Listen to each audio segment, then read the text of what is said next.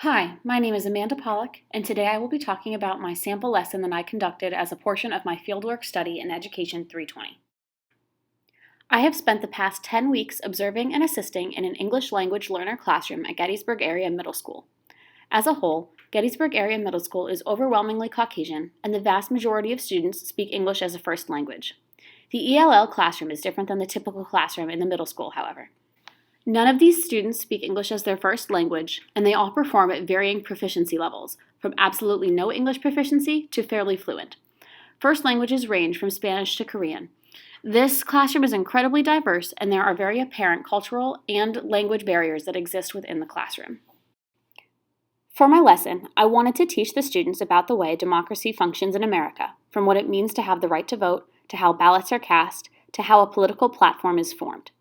To do this, I first planned to have an introductory interactive lecture, where students would become familiar with some of the vocabulary related to democracy, campaigning, and voting procedure. Next, we would have a mock election for school president based off of the students that were in the class. To do this, we would first brainstorm some of the issues that students wanted to see changed if they had the option. Secondly, we would work together to figure out how to solve these issues and form political parties and platforms. Lastly, students would share their work and hold a mock vote based off of the political platforms that they created. I wanted to teach this content because it was related to the current events that would specifically affect the students. Because of the pressure for the students to pass the WIDA exam in February, the students are often working with literature that is particularly dry and irrelevant to their life in America. By allowing students to discuss the problems that they saw within the walls of their school community, it would allow students to come to the common understanding that regardless of cultural background or first language, they have common concerns with their school environment. Furthermore, by allowing students to come up with a solution to the problems that they see within the boundaries, they would hopefully understand that they can promote change within the education system. Within this lesson, I was trying to utilize students' funds of knowledge as well as the theory of critical literacy by choosing a topic that would force the students to look at their own personal experiences within schools in their home countries as well as in America. By describing some of the problems they are experiencing as they transition into the American school system, students will innately have to compare what they know and learned about education in their home country.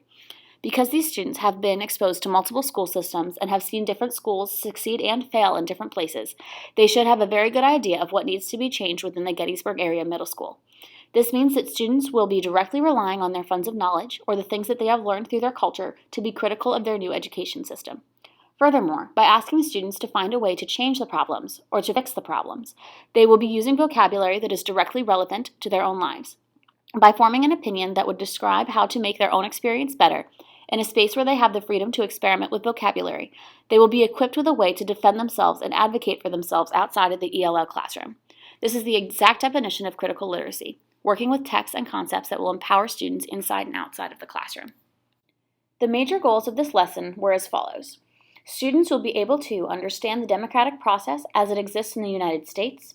They will be able to communicate thoughts and opinions regarding issues they want to fix and know how to support their argument in a written and verbal format, and they will be able to understand the importance of voting.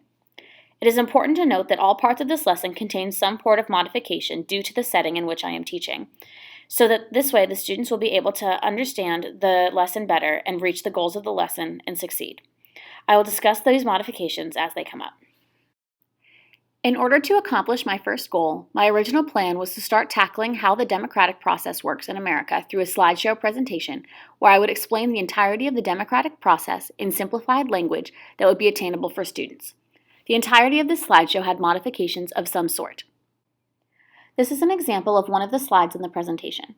As you can see, key terms were highlighted and bolded so that the students would be able to quickly see what the most important terms in this lesson would be. I also printed out the slideshow in packet form for the students to follow along with as I explained, or to look back at later to see any key terms in the lesson. They were encouraged to circle any words that they may not understand as we were going through the PowerPoint, which I could work to clarify at a later point in the class period or after we finished everything we needed to do. This modification would allow me to cater to the differing levels of all of the students. However, because the projector was not working when I got into the classroom, I had to improvise. Because the slides were written in simple sentences, the students took turns reading out loud off of the packets that were handed to them. Each student took turns reading, and after each student finished, I took a couple of minutes to rephrase what was written on the slide so that students could hear the facts about the process of voting with different language. So that way, if something wasn't clear to them, they would find another way to understand what the phrasing meant.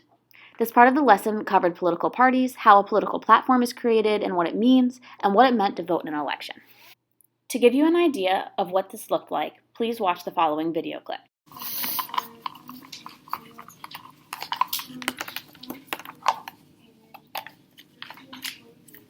Yeah, so a term is the amount of time somebody gets to spend doing their job after they are chosen by vote to do that job.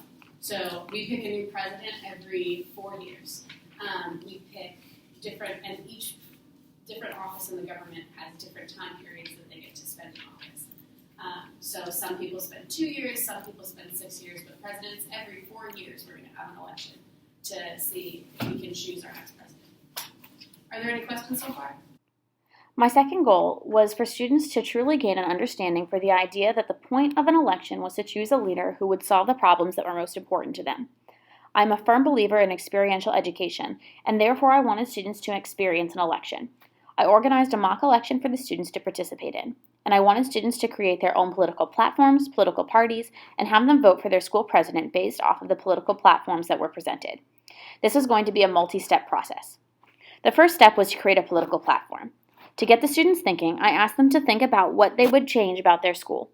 Students would write the ideas on their brainstorming worksheet that had the sentence starter, "If I were school president, I would change ... We worked together as a class to talk about some of the things that they would like to change. As they told me their ideas, I wrote them on the board. This way the students that were still struggling with writing would be able to have something to write down on their paper, some form of support and modification. The language. Okay, what is it? You want to change bullying? That's a good one. Bullying? Yeah. What is that? Bullying is when people are... Oh, then, well, don't show. Don't show. Tell, don't show. Can you say what it is? It's when people are mean to each other. Yeah, yeah. Yeah? I'll change the racist people. You want to change the racist people? All right.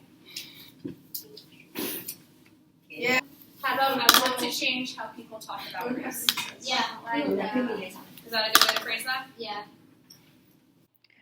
The comments that the students were making revealed some very serious problems that they had been experiencing in school, which took me very much by surprise.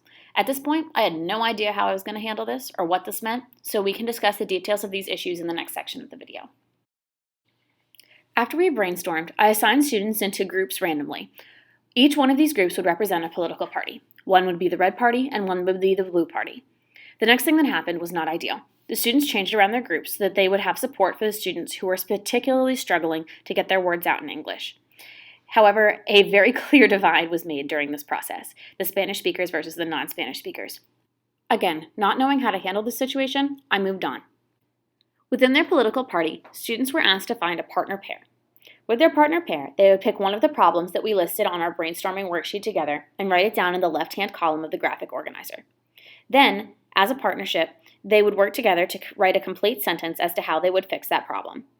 Once each partner pair was finished up coming with a solution to their problem, the whole political party group would reconvene and they would share what they have written as their partner pairs. By the end of the group session, they should have the entire graphic organizer filled out. This is an example of one of the completed graphic organizers.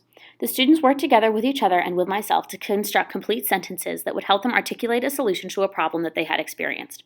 For example, you can see that the student very clearly knew here what she wanted to articulate in Spanish. With the support of her peers and me, she was able to find the words in English. She was therefore able to construct an argument in written form. Finally, students picked a representative from each of their groups who would represent the nominee for the political party. The nominees were asked to stand in front of the classroom and present the group's graphic organizers, which served as their political platforms. This allowed students that felt comfortable to express themselves orally to have another opportunity to practice their language skills that would be necessary for them to pass the WIDA test in February. We think there is a problem with, I want to change bullying. The way we want to fix it is, I think that we can choose that bullying is ISS or not. Yeah. You think that, all right, so you think that you can change bullying by giving kids ISS, a lunch detention, or suspend them if they bully? Okay. So that's her first point. Yeah. And then here's her second point. I want to change something to talk about race. I want there to be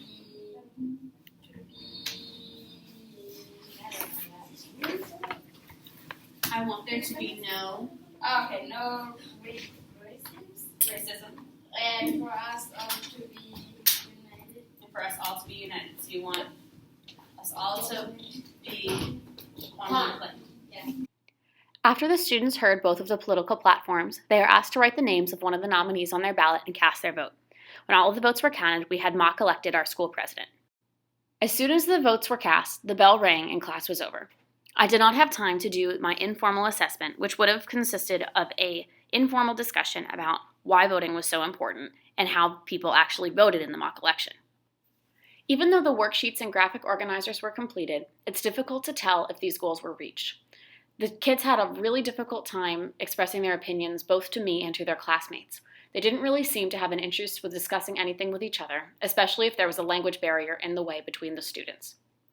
With that being said, we were able to construct a safe space for students to address issues that were very important to them and their lives, and things that can often be difficult to talk about. I also noticed that the class was a lot more productive when we were working together as an entire class. It was very difficult for students to work in small groups. This is because in a small group, with language barriers within the group, there's just simply not enough support for students to be able to get what they need to out of a small group work activity. I also think that for this group of kids in particular, there was just simply too much autonomy in a small group setting.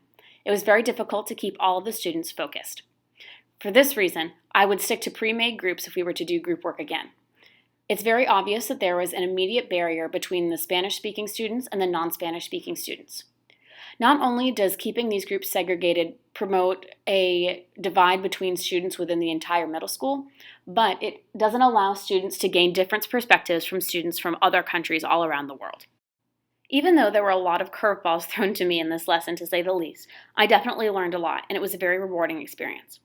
One of the biggest things that I took away from this lesson is that kids in ELL classrooms are dealing with way more than any average middle school student that you could possibly imagine. They have so many different things on their mind and so many things that they have to combat, like racism, even at an age this young, which is something that I didn't quite realize. I also learned just how difficult it can be to communicate with anyone, really, when there's a huge language barrier in between you and your peers or your teacher. It was very obvious that the kids had a whole lot that they want to say, but a lot of times they just couldn't find the right words to say it, and you could see how frustrating it was for them. It hurt my heart watching these kids struggle to try and find words that they knew that they had, but they just didn't know how to express them in English. I also learned that kids really do want to talk about complex political issues. They were the ones that brought up racism, bullying, wanting better teachers, not me. It was very interesting to me that they felt that they had a safe space within the four walls of these classrooms to be able to talk about these issues and empower themselves to try and find solutions to these issues that really do affect them each and every single day.